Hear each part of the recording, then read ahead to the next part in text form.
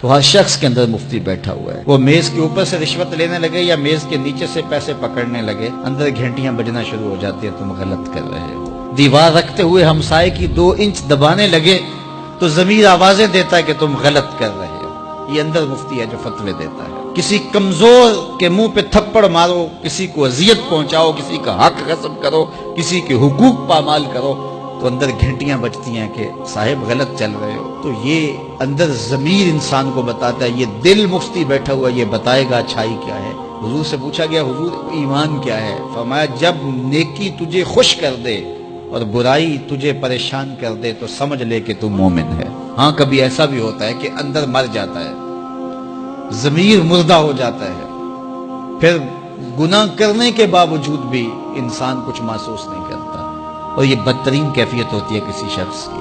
پھر نہیں پتہ چلتا کہ وہ اچھائی کر رہا ہے اور برائی کر رہا ہے۔ وہ مکر و فریب اور دجل و تلبیسات کے رنگ جمانے کے بعد بھی اپنے ساتھیوں سے داد وصول کر رہا ہوتا ہے کہ میں نے حد نہیں کر دی، میں نے کمال نہیں کر دیا۔ وہ جھوٹ کو بھی آرٹ سمجھ لیتا ہے، فن سمجھ لیتا ہے۔ وہ مکر و فریب کو بھی اپنی فنکاری تصور کرنے لگ جاتا ہے۔